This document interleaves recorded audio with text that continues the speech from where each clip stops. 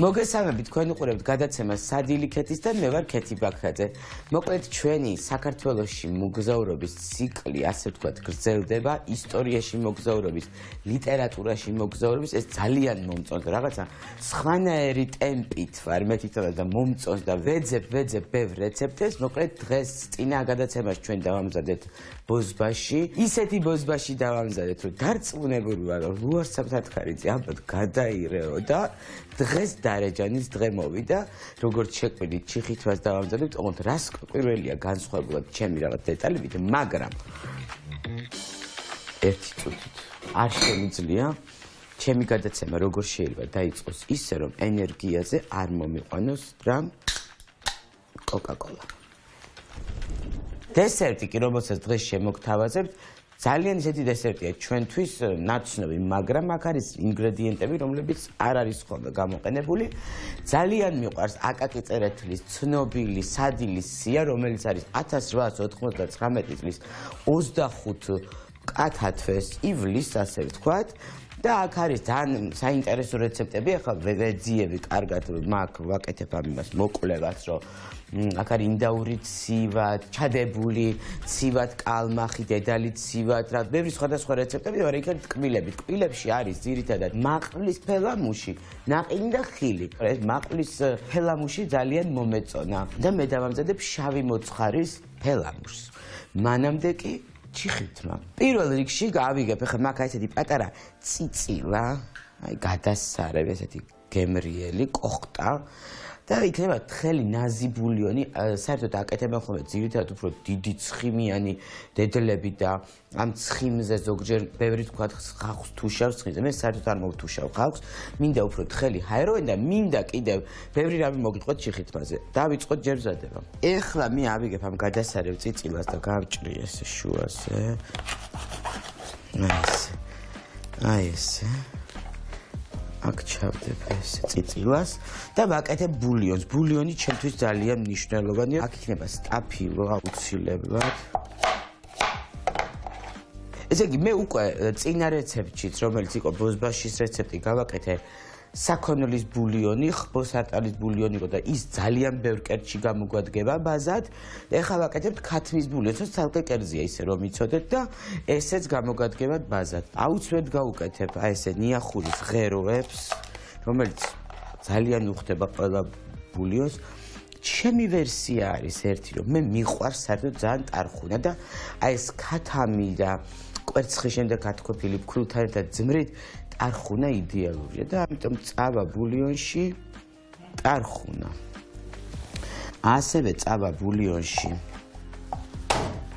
ნიორი. ეხლა რაც შეეხება ჩიხითვას და ამ ტიპის წვნიანებს, ხო? საქართველოში რაღაც ბევრი ვეძია ჩიხიტვის წარმოშობის, რაღაცა ისეთი ვერაფერი ვერ ვნახე, მაგრამ შეიძლება მე ვერ ვნახე, მაგრამ თუმცა მე მაქვს უფრო მგონია, რომ არის უფრო ისეთი, იმიტომ რომ საბერძნეთშიც არის, მედიტერანული ქვეყნები, იმიტომ რომ საბერძნეთსაც აქვს ამ ტიპის წვნიანი და ქვია ქათმის და ლიმნის წვნიანი, ესე იგი და იგივე კონსისტენცია ფქვილით და კვერცხით მზადდება, ოღონდ იქ ძმრის მაგივრად ლიმონია, თურქებსაც აქვს, ამიტომ მგონია, რომ ესე მოდის აქეთ და ძალიან მომწონს ეს კერძი. და არ ვაკეთებ სპეციალურად დედლისგან, იმიტომ რომ არ მინდა რომ იყოს ძალიან ცხიმიანი.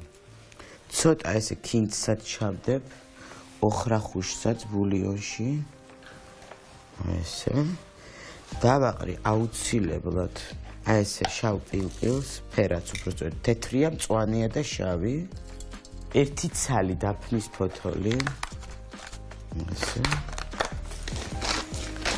მარილი არის ძალიან მნიშვნელოვანი, კარგად უნდა გქონდეს მარილი, რომ გემრიელი გამოვიდეს ჩვენი ბულიონი. როგორ იძახდა დარეჯანი, როცა ჩიხირთმა მაგონდება, წყალი მიდგება პირში. ესე იგი, როგორი ჩიხირთმა იქნება, ეს დარეჯანს რო გაეგოე. აქ მაქვს უფრო წითელი და თეთრი, ეს გემოებით ძალიან მიყვარს და უხდება. ეხლა დავასხავ წყალს.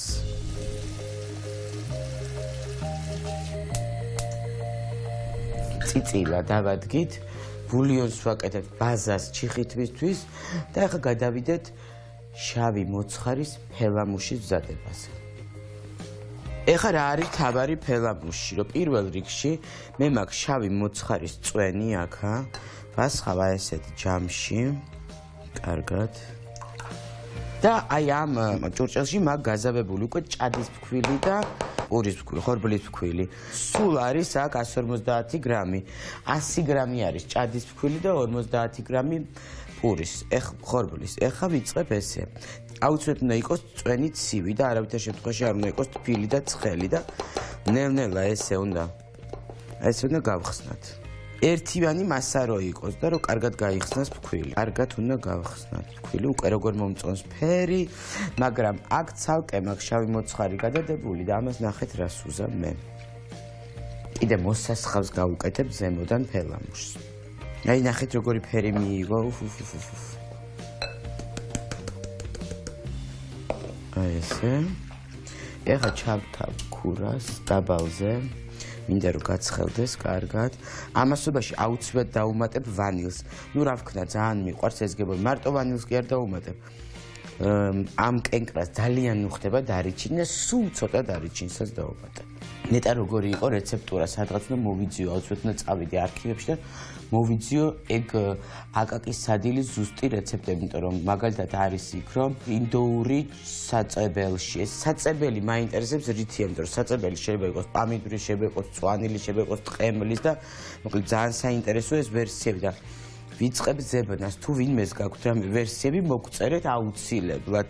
და თუ გაქვთ რამე ესეთი რეცეპტები, რომლებიც ძალიან ძველია და თქვენი წინაპრების არის და საინტერესოდ თვლით, ისიც აუცილებლად მოგწერეთ და თუ ისტორიასაც მოაყოლებთ, ეგ საერთოდ ძალიან კარგი, იმიტომ რომ საქართველოში ყველას თითქმის მით უმეტეს საბჭოთა კავშირის დროს დიდად იყო უფრო სახში მზადდებოდა კერძები და ძირითადად დიასახლისები იყვნენ გენერატორები აი ამ შენარჩუნების ჩვენი კულინარიის და ყველა ოჯახს თავისი რეცეპტი აქვს, ყველა კერძის რაღაცა განსაკუთრებული, იმიტომ რომ აი მაგალითად ავიღოთ არაფერი ისეთი, მაგრამ ძალიან გემრიელი ბაჟე სიტყვაზე, ყველა ოჯახში სხვადასხვანაირად კეთდება, ყველას თავისი ტრადიცია, ყველას თავისი ისტორია აქვს და ამიტომ ჩემთვის ეს ძალიან მნიშვნელოვანია, სწორედ ეს ისტორია. განსაკუთრებით ყველა რეგიონში სხვადასხვანაირად აკეთებენ. წელს მაგალითად იმერეთში ვიყავი და ისეთი გემრიელი ნიგზიანი ბადრიჯანი მივირთვი, რომ გადავირიე, ნუ რა არის ახლა ეს ნიგზიანი ბადრიჯანი მართლა ძალიან კარგი კერძია, მაგრამ უკვე იმდენ ადგილას არის და ყველა რესტორანში, მაგრამ გადავირიე და მივხვდი, რომ საერთოდ სხვა სტრუქტურა ქონდა. დაახლოებით კი მივხვდი, რასიც იყო საქმე და ვიკითხე, ვინც დაამზადა იმ ქალბატონს და მითხრა, რომ ჩვენო არაფერს არ უკეთებთო, ნუ სუნელსო, ხახვი აქვს და ყვითელი ყვავილი ნიორიო, მარტო, მაგრამ ხახვსო ჯერო კარგად ვთუშავთო და იმ მოთუშულ ხახვს უკეთებთ ნიგოშიო და ეს ნიშნავს, რომ ეს ნიგოზი იყო აი ძალიან რბილი და გემოც იყო სულ სხვანაირ და სიხისტეს საერთოდ არ ქონდა და მეც მომეწონა ეს რეცეპტი და ჩემ რესტორანში დავნერგე ეგეთი ნიგზიანი ბადრიჯანი. მოკლედ აი ესე გვჭირდება მოგზაურობა რეგიონშიც და ჩვენს ისტორიაში. ეკაკეთ ვანილს და ცოტა დარიჩინს. ესეთი მასა იქნება. კარგად უნდა აურიო, დარიჩინი გავუკეთე ვანილი და ეხლა დავუმატებ შაქრის პუდრას ცოტას. მე მიყვარს ცოტა მომჟავო, ამიტომ ცოტა მოვტეხავ სიმჟავეს. აი ეს ერთი სავსე კოვზი შაქრის პუდრა. ეხლა ეს ჩემი გადასარევი ტაფა. ეს ტაფა ძალიან კომფორტულია, იმიტომ რომ მაღალია და კარგად მოურევ, გაიშლება და წავა ეხლა აქ. აი როგორ კარგად გავხსენი ფქვილი, ჭადის და ხორბლის. და სულ უნდა ურიოთ, წამოვადუღე და უკვე შესქელდება, გადავიღოთ და შესაბამით ჭურჭელში გადავიტანოთ, რომ მე მიყვარს, რომ ეხლა მას ჩავასხალფობ და ლამაზად გადმოვიღებ და ზემოდან კიდე უნდა გავაკეთო ამის მთელი ამბავი. აი როგორ შესქელდა, ხედავთ? რა ფანტასტიკური ფერია, შავი მოცხარის ფელამუში. აი ესე, მე მგონი უკვე მზად არის ერთი კიდე ამოდუღდე, სულ უნდა ურიოთ, რომ კარგად გაიხსნას ფქვილი და ამ მორევის დროს ეს ფქვილი კარგად იხსნება ესე აი. რესტორანში ხო არ გავაკეთო ეს კერძი, რაღაცა ძალიან მომწონს. ისე ეხა ვფიქრობ, ხო არ დავუმატოთ ცოტა საფერავი, მგონია რომ ძალიან მოუხდება და იქნება შავი მოცხარის ფელამუში საფერავით. ცოტა. უკვე ძალიან მომწონს. აი ესე გავხსნათ, კარგად გავხსნათ. აი სუსხვა. სუსხვა სუნი მიიღო. ეხა ეს ფანტასტიკა იქნება. წამოვურტყდეს ახლა ეს ღვინო ადუღდეს ესე კარგად. სიმჟავეც ექნება. აი საფერავის ნოტებით. აი როგორი კონსისტენცია. რა კონსისტენცია მიცა საფერავმა. როგორ პრიალებს და ისეთი კაი იდეა მომცამე. აი ეს არის კეთების პროცესში ძალიან მნიშვნელოვანი, რომ უცებ მიიღო გადაწყვეტილება, რომ მიხვდე, რომ აი ამ კერძს ახლა ეს მოუხდებოდა ძალიან შეიძლება არ ქონდეს გათვლილი და სხვათა შორის მე ხშირად ვამზადებ ხოლმე ესე რომ არა მაგ გათვლილი რაღაც, მაგრამ მე მივხვდები, რომ რა მაკლია და რაღაცა მაკლია. სწორედ ამ შავ მოცხვარსაც მოვთუშავ ცოტა საფერავში, რომელიც ზემოდან დაესხმება ჩვენს ფელამუშს შავი მოცხარის. ეხა ეს ჩვენი შავი მოცხარის და უკვე საფერავის ფელამუში კარგად ესე გასქელდა, შეხედეთ როგორი კონსისტენციაა. ვიღებ აი ესეთ ჭურჭელში. აი ნახეთ როგორ ფუხფუხებს.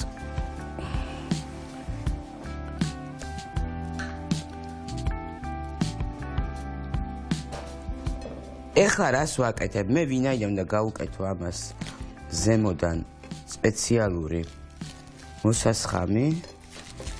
აი ესე ვაკეთებ.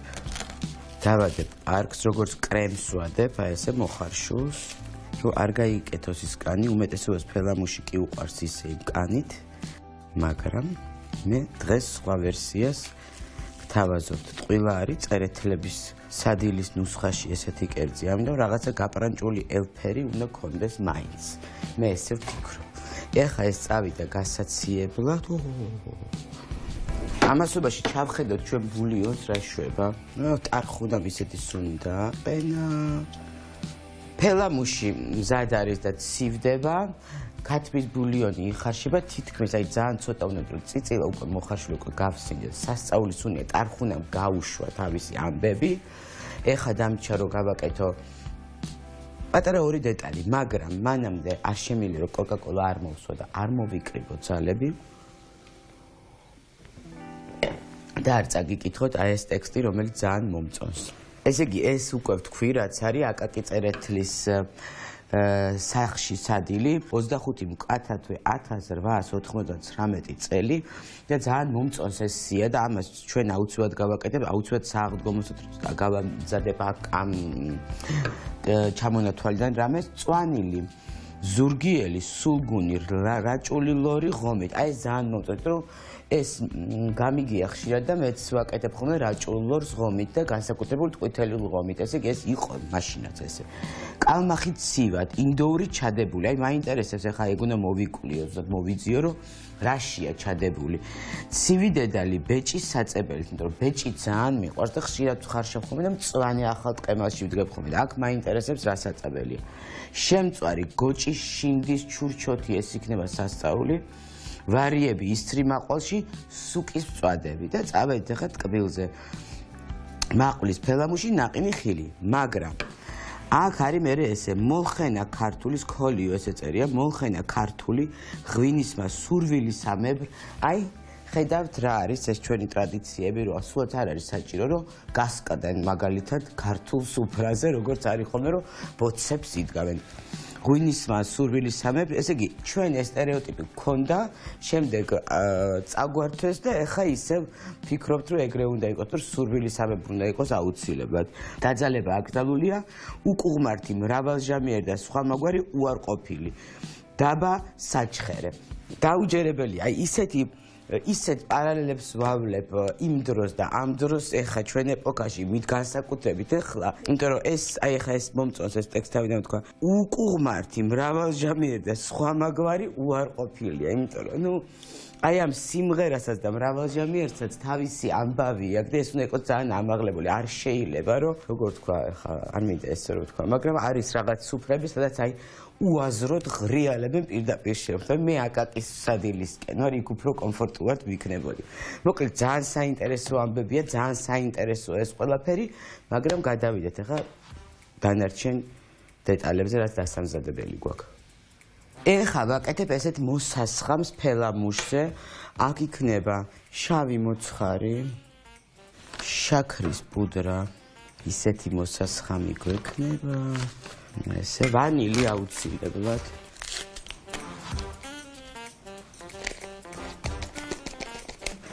აი ეს. ახლა ნახეთ რა მაგარი რამე გვექნება. და ცოტა საფერავი. ეხლა ეს ყველაფერი ერთად გაიხსნება და ძალიან დაბალზე, სანამ მე ჩიხით მის უკვე მთავარ ნაწილს, კვერცხის გულს, ფქვილს გავხსნით წყალში, ძმარში, ამ ყველაფერში, ამან ცოტათი ითუხთუხოს. ესეთი მოსასხამი ექნება ჩვენს ფელამუშს. მე მგონი ძალიან საინტერესო ვერსია. ესე იგი, მოცხარი შავი ღვინოში და შაქრის პუდრაში ვანილითა და დარიჩით უკვე თუხთუხებს აქ. აქ გვჭირდება 1 კვერცხის გული და უკვე ვამზადებთ ჩიხითისთვის. ესე იგი, შეხედეთ, 2 უსერიოზულეს კერძს ვამზადებთ. რაღაცა ესეც მომწონს ხოლმე, რომ ადამიანებს გონიათ, რომ ისეთი რთულია ამ კერძების გაკეთება, რომ აუ ჩიხით ბაბა გასაკეთებელი რაც არაფერი არ უნდა ხახნო. ბულიონი დგას, გადაწურებთ, გააზარებთ, წამოადუღებთ და უნიკალური სუპი გაქვთ. წვნიანი. აი სხვათა შორის ბარბარე ჯორჯაძის წიგნში არის ესეთი რეცეპტი, მაგალითად ბულიონი ავანტყოფის თვინა. და საერთოდ არის ხოლმე, რომ აი ნაბახუს სევზე და ჩემთანაც რესტორანში ходე შაბათ-კვირას განსაკუთრებულად მოთხოვნა ხოლმე ჩიხითბაზე და ესეთი გემრიელი სუნე, თუმცა ჩემთვის საერთოდ არ, იმიტომ რომ ისედაც ძალიან მიყვარს, აი სხვანაირი გემო აქვს, მაგრამ მე ყოველთვის ვუკეთებ ტარხუნას, მაგრამ ძმრის მაგივრად სხვა რამეს ვასხდო თქვენ ნახავთ ახლა. ჩემი ვერსია მაქვს რა. ეს აქეთ იყოს, ეხა მინდა ძმარი და ფქვილი უნდა გავაზავო. მე გამოვიყენებ ძალიან თხელ თეთრ ძმარს ბალზამიკოს უფრო სწორად, მომწონს რბილია უფრო. არ მინდა ხისტი ძმარი და ფქვილს. შემდეგი გადაცემისთვის ახლა აუცილებლად უნდა ჩაუჯდე ბარბარე ჯორჯაძის წიგნს და ის ევროპული კერძები უნდა გადავათვალიერო, ძალიან მაინტერესებს იტალიანური სუპი მაკარონით და ეხლა სწორედ იმაზე ვფიქრობდი, რომ აი ეს კვერცხის გულის გამოყენება ვთქვათ იტალიურ სამზარეულოში ძალიან არის, როგორც ვთქვი ბერძნულ სამზარეულოში ესე ქათმის წვნიანი ლიმონით და ესე კვერცხით ფქვილით, ამიტომ ეს პარალელები ძალიან მომწონს. კარგად უნდა გავხსნათ, რომ შემდეგ ადვილად გაიხსნათ ბულიონში და არ გაგვიშეს ეს ციტატა კოშტები ვერ ვიტანა, მას ფქვილი უნდა იყოს კარგად გახსნილი. ესე იგი, ნახეთ როგორი მოსასხამი მივიღეთ შავი მოცხარის ვანილით, შაქრის პუდრით და საფერავით. აი ესე ითუხთუხა და ესეთი წვენი მივიღეთ. ეს გადავდგით ახლა. ამასობაში ქათმის ბულიონი გადავწურეთ, აი ესე მაგქვაფში. ეხლა დავიწყოთ, გავიდეთ ბოლოში. ეხლა რა გვჭირდება? სპეციალურად ეს მინდა რომ შეგრილებული იყო ბულიონი, იმისთვის რომ ეს კვერცხი და ეს მასა ჩაუშვათ შიგნით, რომ არ აგვეჭრას. ფქვილი გახსნილი ასევე ძმარში, ესე კარგად გადაურიოთ. ასევე დამჭირდება პატარა ჩამჩა, აი ესე ოდნავ. ესე აქაც ნახეთ როგორი მასაა. ყველაფერი გადაურიე. ეხლა ძალიან სწრაფად აი ამ ბულიონში უნდა აი ნახეთ როგორ გავხსენი, გადაურიოთ ეს ჩვენი ფქვილი, ძმარი, კვერცხის გული. კარგად გახსნილი და აი ესე. ამასობაში აქ მე ჯერ არ ვდგავ გაზზე. აი ესე ურე. ამასობაში აქ მაქვს ქინძი, ცოტა ტარხუნა. ტარხუნა ძალიან უხდება ჩემთვის, აი იდეალურია, აბსოლუტურად სხვა გემოს აძლევს. სუნი აქ სასწაულის, საერთოდ სხვა არომატები გამოყო.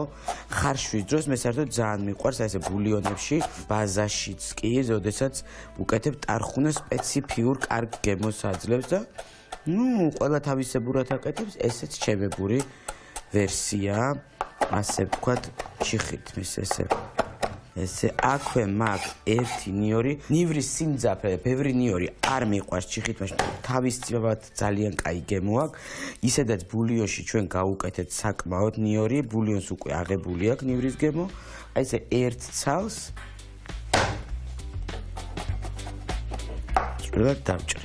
ეხლა უკვე ბოლო ფაზაზე გადავდივარ, დგავ ძალიან დაბალ ცეცხლზე. და მინდა რომ ცოტა კარგად მოურიოთ, რომ ეს ყველაფერი გაიხსნას ესე. ძალიან კარგად გამოიყურება, საოცარი სადილი გვაქვს. აი ესე გაიხსნა ყველაფერი, არაჩვეულებრივი კონსისტენცია, ახლა ვამატებ ნიორს და მოვიტან წიწილას. წიწილას რაც შეეხება, მე მიყვარს თეთრი ხორცი. კი მეუბნები რომ ესე ქათამი არ გიყვარს, არის ამაში ქათამი მიყვარს, მაგრამ კანს აუცილებლად ვაცლი, ძვლებს ვაცლი და აი ნახეთ ისეთ ძიძგნი რაღაც ნაწილს, რომ აი მასად იქცეს და აი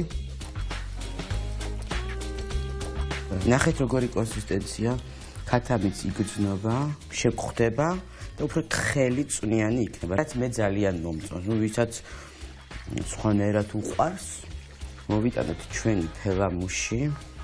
ნახეთ, იდეალურია, კონსისტენცია იდეალურია. და ვასხავ ზემოდან, ნახეთ, ერთი ფენა, წავა, განაწილდება მთლიანად. აბა ნახეთ, შეაფასეთ როგორ გამოიყურება. არის თავადური ნამდვილი აკაკის წერეთლის სადილის ამბავი, მე მგონი რომ არის. ძალიან საინტერესო დესერტი გამოგვივიდა. ეხლა აქ ერთ პატარა დეტალს დავამატებ, მანამდე ამოურევ ჩვენ ჩიხითმას და უკვე დავასერვირებ. რომ გავაფრეშოთ ჩვენი ფელამუში, აი ეს იქნება, ესე ვაყრებ პიტნას. ესეთია ჩვენი ფელამუში. ეხლა დაუბრუნდეთ ჩიხითმას. უკვე შემილი ამოვიღოთ თეფშზე და დასრულებული ვერსია შემოგთავაზ. ბოლო შტრიხს ვაკეთებ ეხა, ყოველთვის მოყვება ძმარი, მე კიდე მომწონს ლაიმი. იმიტომ რომ აბსოლუტურად სხვა გემოს აძლევს და რბილია და ბევრად უფრო პიკანტურია ჩვენი ჩიხირთმა. დარეჯანი და თათქარიძეების ოჯახი ალბათ გადაირევდნენ ლაიმით რო ენახათ ან წარმოედგინათ. მაგრამ საერთოდ ეგეც არის ჩვენი სტერეოტიპი, რომ არ გვიყვარს ხოლმე სიახლები და რა გაუკეთა ეს ჩიხირთმა და როგორ გაგვიფუჭა კერძი. არა. ყოველთვის ინდივიდუალიზმი ყველაზე მთავარია და მე მომწონს ესე და ეს გემო ჩემთვის ძალიან ისეთია. აი როგორ გითხრათ, სიახლეების მომტანი, ასე ვთქვათ. ფიქრობ, რომ დარეჯანის ტექსტი, რომელიც ეუბნებოდა თავის მეუღლეს, რომ წყალი მადგება პირში, როდესაც ჩიხირთმას მივირთმევ, ძალიან სასიაოდ, მაგრამ აქ კიდე სხვა გემოებია, ბევრი გემოებია გახსნილი, ტარხუნაა დამატებული, ლაიმია და მართლაც რაღაცა ზეიმივით არის, ზეიმია ეს კერძი ნამდვილი. აქეთ რაც შეეხება, აკაკი წერეთლის სადილის რეცეპტის მიხედვით, უბრალოდ რეცეპტის ჩამონათვალის მიხედვით დამზადებული შავი მოცხარის ფელამუში, რომელსაც მე დავუმატე საფერავი და ასევე გავუკეთე შავი მოცხარის მოსასხმელი ასევე საფერავით. ეხლა კი კოკაკოლის გარეშე ეს არაფერი არ გამოვა, იმიტომ რომ კოკაკოლაა ის, რომელიც გემოებს ხსნის, დაღლილობას ხსნის და აი ესეთი დიდი შრომის მერე კოკაკოლა იქნება, რაც მომიყვანს მადაზე და ესე გემრიელად მივირთვებ ამ არაჩვეულებრივ ორ კერძს. კოკაკოლა უკვე ჭიქაშია, ეს ორი არაჩვეულებრივი კერძი უკვე მზად არის, დესერტი, რომელიც ძალიან მნიშვნელოვანი და ქართული დესერტების ნუსხაში უნდა შევიყვანოთ ასეთი ტიპის დესერტები, ჩიხირთმა, მე კი